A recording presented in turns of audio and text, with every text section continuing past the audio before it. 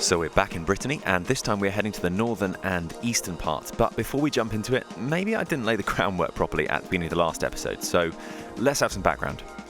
Brittany, or Bretagne, is this bit of France. It's pretty easy to spot and pretty confusing for us, the residents of this landmass here, who thought that we were the Britons. Well, we are. These are the Bretons. We just share some common ancestry, though genetically the Bretons are a bit more OG British than we are, because the overwhelming part of our DNA is Anglo-Saxon with some Viking and Norman sprinkled in. Still, we'll get onto the history in a moment.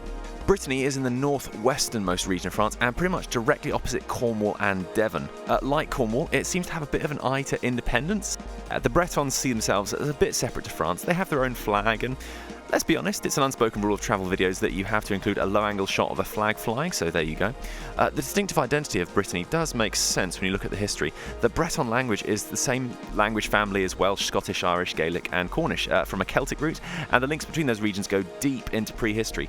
So yeah, unique culture, history and language, which we would call Breton, but is known locally as Brezeha? Wait, hang on. Breeze. Oh, that's really helpful. Hang on a second. So this website, it has like a rate and a pitch dial. Let's just, hang on a second. Let's move these around. Breeze. No, wait, no, you're not serious. Breeze. Oh, that is priceless. Breeze. Well, there you go. That's Breeze. perfect. Problem solved. We're done. Great. Breeze. Okay, right, back to work. So returning to our journey, we were just leaving Quimper and driving to our next accommodation, way the other side of Brittany in a place called Tintagnac. More on that in a bit. So we penciled in some stops to the route. We stopped off at Chateau de Carriolet, which is firmly in the fancy house type of chateau rather than the defensible structure type chateau. You probably couldn't defend this building against a class of primary school children. It was kind of nice. It's €650 in each, and we weren't actually looking to stop all that long, so a quick look around the outside, and then we got back in the car. And as a last-minute impulse, we headed to Concarneau. Now, this was something of a surprise. I didn't have this place on my radar at all. It was actually something my mum pulled out of the guidebook. So even though Concarneau is the third biggest fishing port in France, that's not really apparent when you see it. It's probably most renowned for its medieval island fortress, which we took a couple of hours to see. So there's no cost other than parking, an almost complete loop of the ramparts, and yeah, this was a pretty nice find. There's a spread of shops and cafes inside the walled island, but the choice of food and coffee is actually better back on the opposite shore. Check it out if you're nearby. So overall, really nice surprise, worth seeing, yeah. So from there, we headed to Locmariaquer. Now, this is kind of a big deal as far as Neolithic sites go. It's got the largest menhir we know of, except it's fallen over and broken into 4 pieces. Yeah, I gotta be honest, Locmariaquer was really cool to go and see. Like, I enjoyed ticking it off the list. It's a bit weird. There's like these 3 Neolithic sites, all 30 yards from each other. The broken menhir, the passage grave, and a dolmen with a large stone surrounding. And it gives the same sort of strange impression that like someone's tried to create a Neolithic theme park. I mean, look, I believe these were all here originally and haven't been like winched in from somewhere nearby. And look, I'm not sure the average person would find this too compelling. If you've already done Carnac, you probably should pop 10 minutes down the road to see this. But as ever, this might not be your thing, okay? So look, no promises. The next site, however, now, this is only half a kilometre away, except for this rather wide river in the way, which means you've got to detour 45 minutes upriver to the nearest crossing and back down again. So it's part of the grouping of sites in what's called the Gulf of Morbihan. I feel like I've been there in Knights of the Old Republic. Oh wait, that's Korriban. Okay, in my defense, both are valleys filled with tombs of a long-forgotten mysterious race. The Brittany version didn't have the blood-red skies, though. But yes, depending on your persuasion, if you are a smart, sexually desirable individual like myself who loves Neolithic things, there's a holiday for you here, pretty much just by camping out somewhere in the area and just going to see the hundreds of Neolithic sites. And I really do mean hundreds. What you're seeing on this blog is, at best, a greatest hits compilation. There's a rock music pun in there somewhere. But yeah, while my wife and my parents were good enough to tolerate my implausibly dense itinerary, I couldn't bring myself to drag them half an hour out of the way to each of the smaller sites too, much as I would have loved to. So this is Larmor Barden, and I'll be honest, it kind of sucks. You wouldn't go there at all if it wasn't for Gavrinis. Okay, so Gavrinis is an absolute treasure as far as archaeology goes. But getting there is not easy. I hadn't realised just how narrow the window to get there was. You can get the boat from Larmor Barden on Tuesdays at 3, or... No, that's it.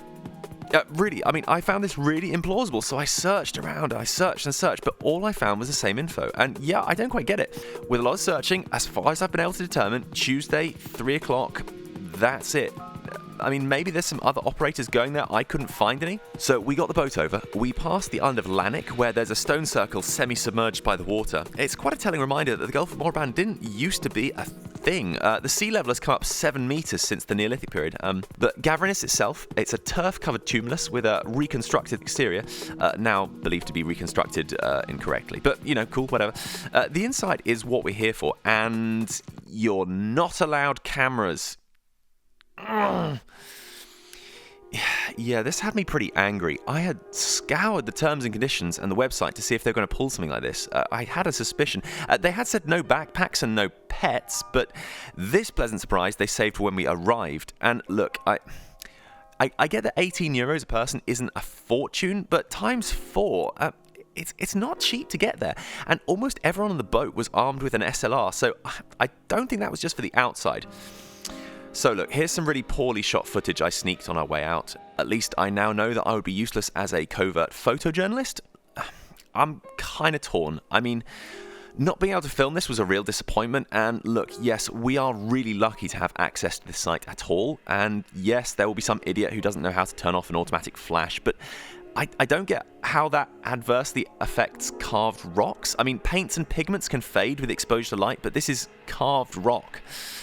Yeah, so look, I'm not an expert. I get that this is just me being selfish, and that to preserve sites like this or temples on Malta, look, you got to take steps that mean tourists can't just do whatever they like. Yes, all fine, but guys, put it on your website before you take our money.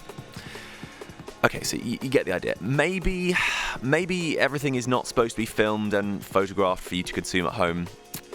If you want to get the proper look at it, you'll have to go yourself. But just bear in mind, it's a pretty big undertaking. It's not particularly cheap. All told, we only got just under 10 minutes inside the thing itself.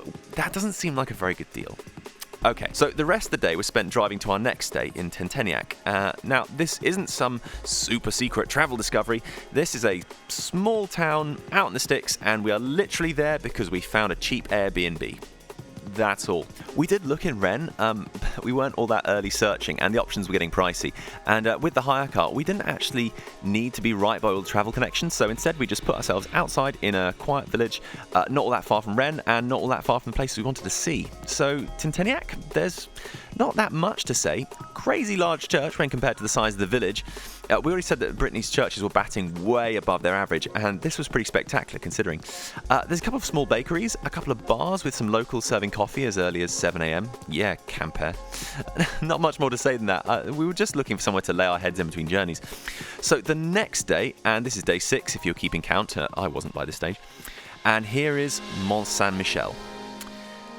But look, before you go to the comments and tell me that's in Normandy, yes, we know. But look, if you look down the map, that's some gerrymandering right there. You follow the line of the coast down, it's basically in Brittany.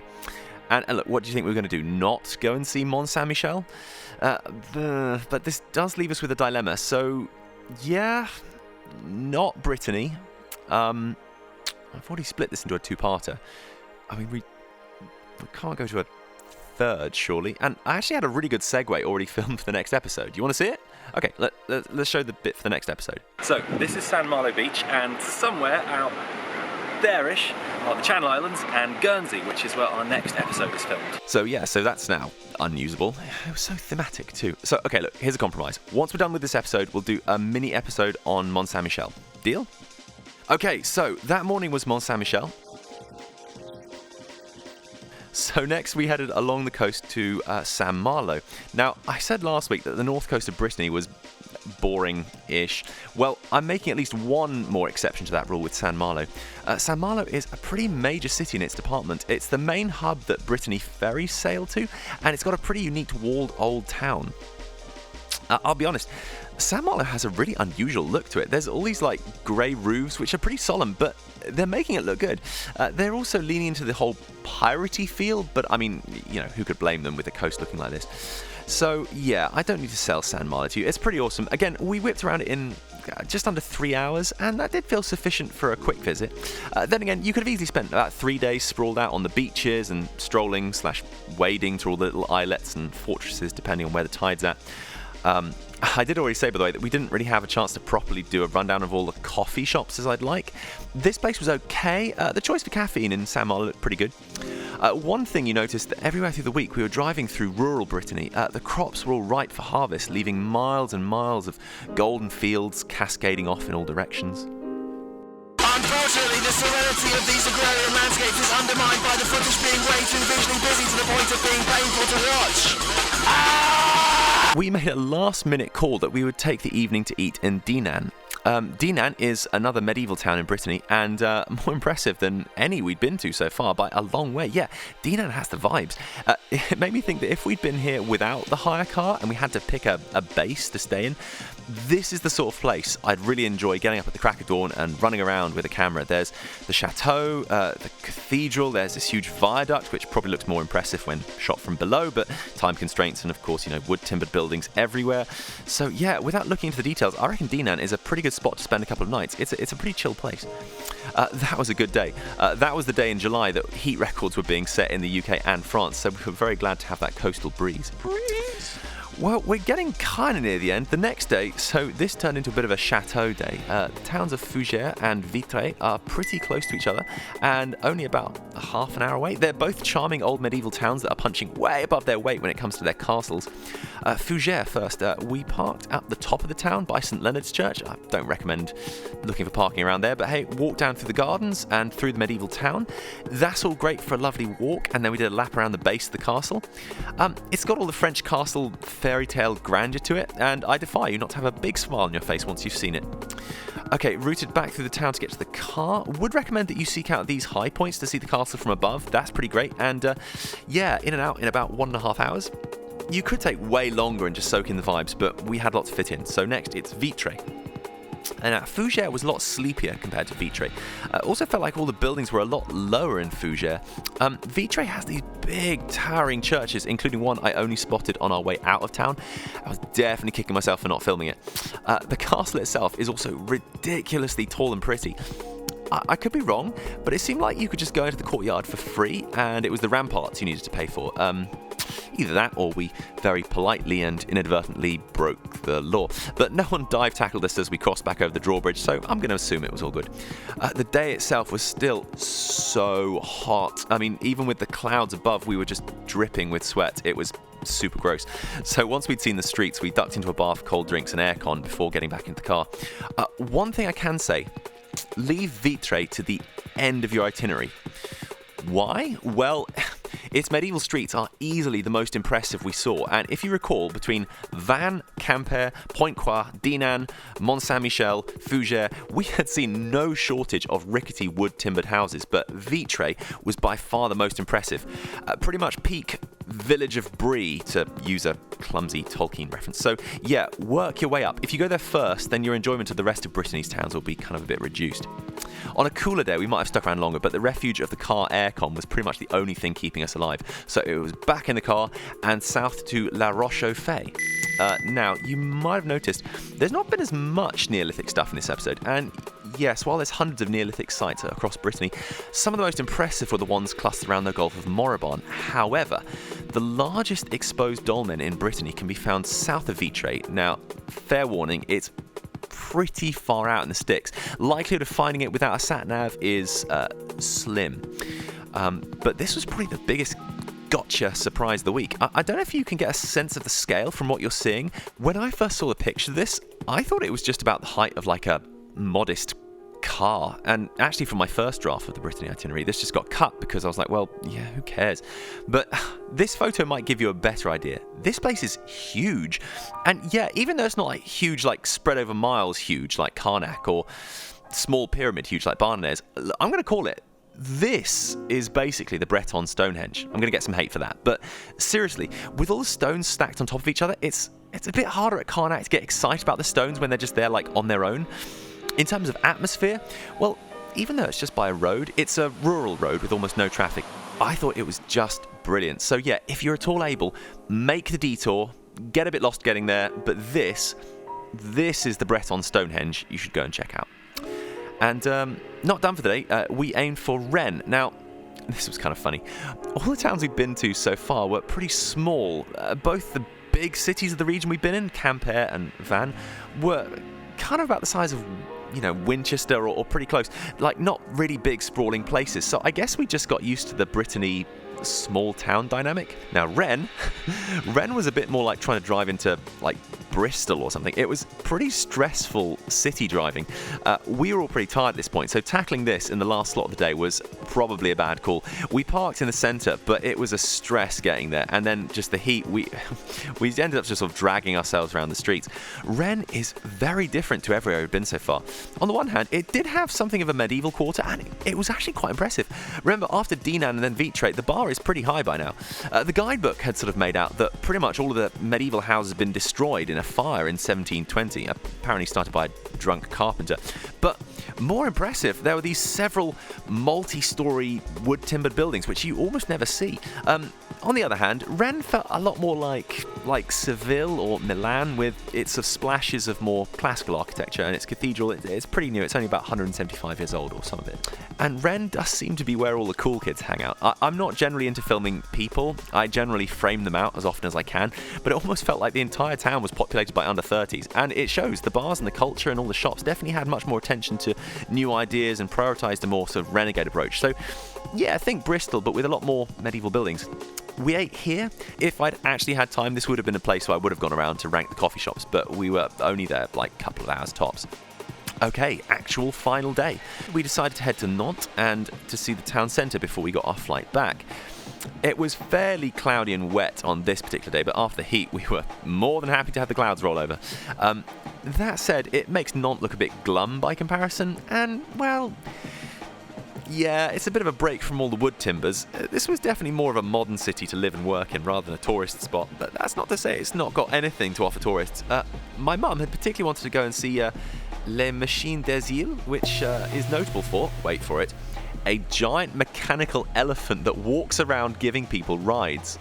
I mean, hey, credit to Nantes Tourism Board. As claims to fame go, it's got to be pretty nice to be able to quip, yeah, well, does your city have, in this case, a huge steampunk elephant for the kids to ride on? I mean, can't argue with that logic.